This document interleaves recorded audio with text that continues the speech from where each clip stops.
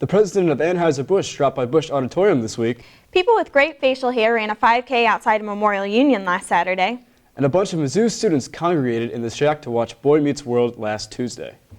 Hello, and welcome to this week's episode of 23 News. Thanks for joining us. I'm Sam Healy. And I'm Christian Picos. You're watching MUTV 23 News now.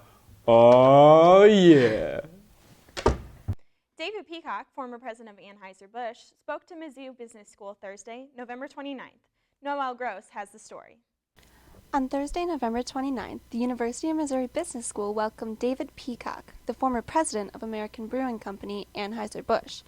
Peacock started working for this widely successful company in 1992 and quickly moved his way up the corporate ladder until he got promoted to president in 2008. This St. Louis native gave an inspirational speech to students about the company and his success in the business. Noel Gross, MUTV 23 News. Thanks for that, Noel. Last Tuesday, the Student Union's programming board hosted the event Flashback to the 90s. Shelby Mann has the story. Hi, I'm Shelby Mann with 23 News. Tonight I'm at the Shack for the first ever Flashback to the 90s event. Let's go take a look. The Student Union Programming Board hosted the event Flashback to the 90s. Intended as a final stress-free evening before finals begin, there is free food, music, games, and door prizes, all with a 90s theme. There is even Boy Meets World playing on the big screens in the Shack. Christina Gentile, an executive member of SUPB, discussed what SUPB is and the purpose of the Flashback to the 90s event. We plan events that happen in here in the Student Center and in Memorial Union. So I plan all of the events that happen in the Shack. We've done pool tournaments, we did a comedy night where we had like Last Comic Standing. And then like tonight is Flashback to the 90s. We have some pretty cool games. We have hoops and like Candyland, Twister, all the 90s stuff. So a lot of things that like bring you back to your childhood. At the Flashback, I spoke with some Mizzou students about why they came to the event and what they were going to do. When I heard they were playing Boy Meets World, I was sold. I think we're going to get a pretty awesome game of Candyland going here soon. An event full of 90s nostalgia and a noteworthy TV show, Flashback to the 90s was successful in bringing some stress-free fun to Mizzou before the frantic panic of finals week. This has been Shelby Mann, 23 News. Mizzou kicked off the celebration of the holiday season with a winter extravaganza. Noel Gross got caught up in the hustle and bustle. Friday, November 30th, many students participated in the festivities held during the Winter Extravaganza. This Mizzou After Dark event held in Memorial Student Union featured activities such as ornament making and snow globe making. Students were also able to indulge in numerous holiday treats such as hot chocolate and cupcakes while sharing holiday spirit with friends. Noel Gross, MUTV 23 News. Thanks, Noel. Have you ever received something as a gift only to realize it was actually a pile of nuclear waste? We heard some pretty strange things this week in Ask Mizzou.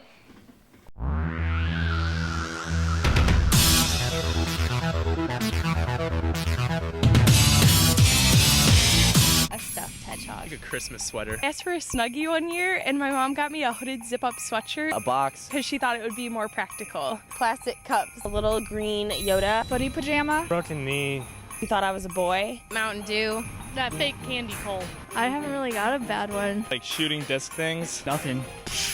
A fan that mounted to my bed. A 5-year-old phone. The Power Rangers movie on DVD. Underwear. I mean, I'm not gonna lie, like I kind of liked it. Something that smelled bad or was infected. Socks. Socks. Socks. Socks. An ancient coin. Resets of jumper cables. 5 porcelain dolls. Some moccasins. A poster. A cat. I'm like really allergic to cats. Golf balls. Ugly purses. Toy storage bin. A set of bowls with penguins on them. A broken toe. Toothpaste. This would be a volleyball. A flat bill hat. A pink bicycle. Scrap piece of paper. Made Bambi the day after I went deer hunting for the first time. When we get back, we've got a few staff members discussing gender-neutral housing that may or may not be coming here to Mizzou. Tighten the grip on your pantaloons, team. We'll be right back.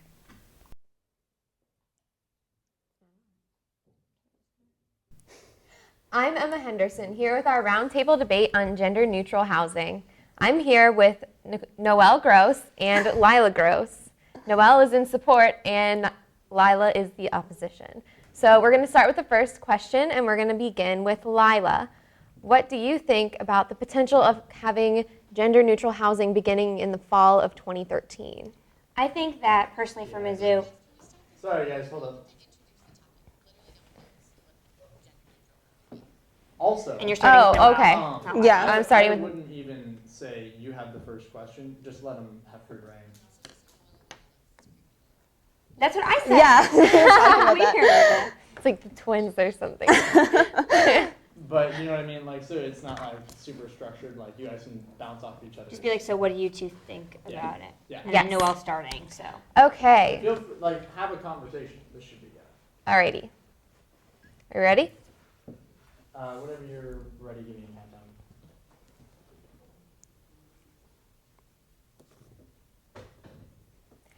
I'm Emma Henderson, here with our roundtable debate on gender-neutral housing.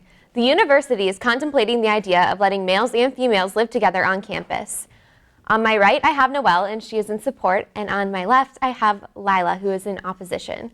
What do you think about the potential of having co-ed housing beginning in the fall of 2013? I think it's a great idea. I mean, if you really think about it, there really isn't much difference between rooming with a same-sex person or a different-sex person. I think what it comes down to is what people feel comfortable with. Like, some people may feel more comfortable with rooming with a person of the opposite sex. Like, for example, people of the LGBTQ community might feel more comfortable with this. And I just think it's a great idea. I mean, why not try something new?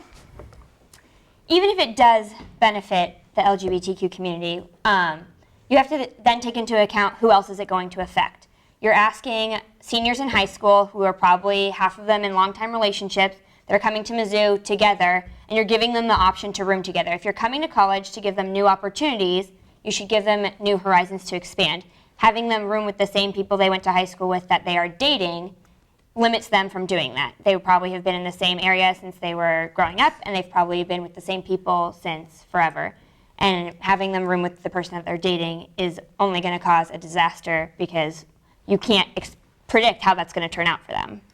Right, but I mean, another thing is they probably have the choice to do so. And I mean, like saying like, oh, someone's rooming with their boyfriend or their girlfriend of a long period of time, well, that's just like saying, well, someone's rooming with their best friend. So I mean, I guess there's not much of a difference there either. So I still think it'd be a great idea. So I mean, when someone rooms with their best friend, and then when their best friend have a fight, and they decide they don't want to room together anymore, the process to switch rooms has become astronomically more difficult considering the impact that the dormitories are having with all the students coming in.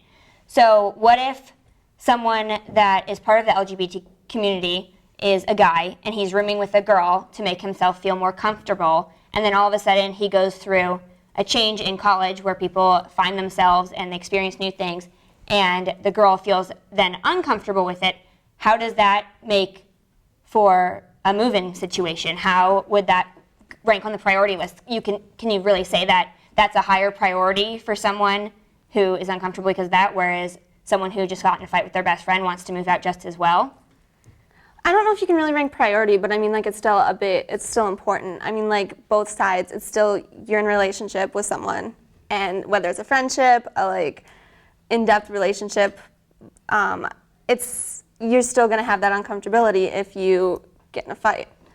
Okay, so we've kind of addressed how this is going to affect the personal relationships in the room specifically, but if we are going to allow gender-neutral housing, that's not just going to affect the room in particular, it's also going to impact the residence halls. So how do you see this impacting the residence halls where there are also going to be rooms with people of the same gender in the same rooms?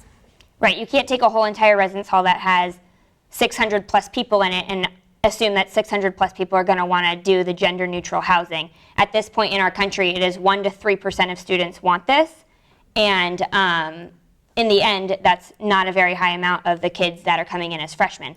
So if you're going to have them be in a gender neutral housing, what Emma is saying is that they're going to be also in a dormitory with people that are in same-sex rooms. So how does your hall feel about that? Then you have bathroom encounters that you have to deal with. You have girls that are not comfortable with it. You have guys that are not comfortable with it. And you're affecting a larger group of people to make a smaller group of people feel more comfortable at finding themselves when, if they've already found themselves, that shouldn't be an issue. Well, I mean, like, how is that much more different than some of the dorms now? I mean, there's guy rooms and there's girl rooms. It's just some of the rooms would have both a guy and a girl instead of just two guys and two girls. So.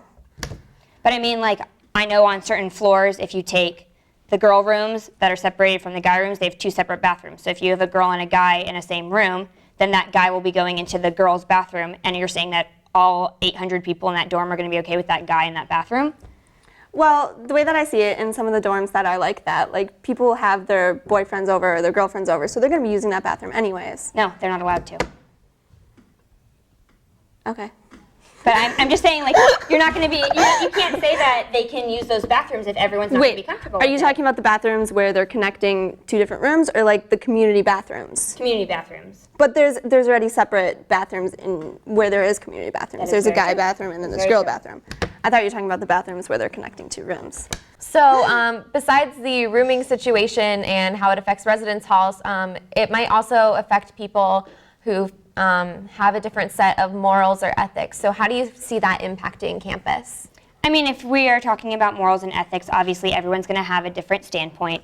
You're going to have the really religious people that are going to bring into play that the Bible says one thing and that their religion says another, and that everyone's going to have a different opinion based on their background and how they were raised.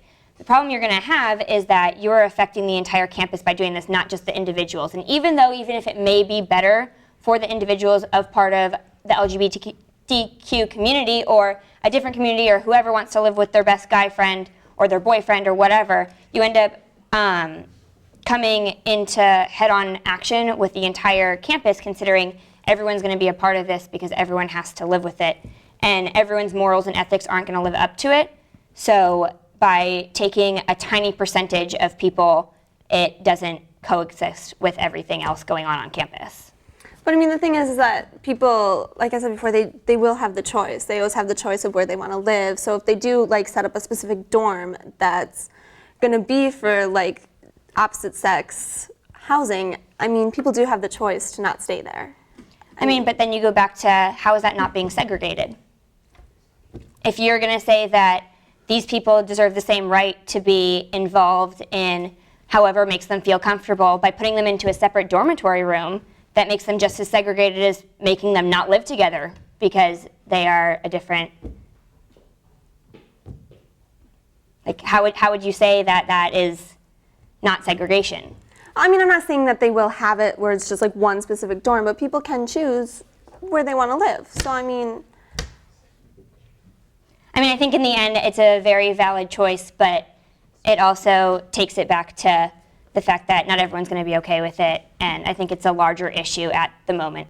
Well, that wraps up our roundtable debate. Thank you so much for Noelle and Lila for joining us. I'm Emma Henderson. Welcome back and ho ho ho. I'm Spencer Wilson, and it's been a pleasure reporting for you throughout this interesting and eventful semester. Let's go ahead and take a look back at some of the interesting and fantastic things that happened this year at Mizzou, shall we? This was Mizzou's first year in the SEC, transferring from the previous athletic conference to the Big 12. For some, that meant excitement and joy entering a new prestigious conference. For others, that meant watching our teams get crushed in almost every sport that we played. We also had a plethora of articles written about our football fans and how we need to start wearing bow ties to games. Okay. The hard-to-pronounce duo of Nick Draghi and Zach Beatty swept the MSA presidential elections with an overwhelming 84%, as current MSA President Xavier Billingsley finishes up his term. Also, I personally found out not a lot of students even knew who our MSA president was, or what this MSA even stood for, which is Missouri Students Association, in case you were wondering. The campus was all abuzz late October as the Bear Hug Bandit Cleary releases were sent out to students. Yeah, remember that? Lots of confusion and uncertainty surrounded the alleged crime, but social media had a heyday with lighthearted jokes about a nervous man mistakenly hugging people. Several people told me they intended to dress up as the perpetrator for Halloween. He was arrested later that day, and we were again safe from people walking up to us in parking garages and asking if they knew us. Last year's best sixth man in the Big 12, Michael Dixon, was charged with 2 counts of sexual assault and has decided that he will transfer schools at the end of the semester. Who will want to take him in is yet to be known at the time. That'll do it for our final episode of MUTV News for the year of 2012, which may be the last year ever. Damn Mayans! Thank you for tuning in, and our special shout out to all of our students and parents watching at home. We collectively love you. From all of us at MUTV, have a safe break and happy holidays.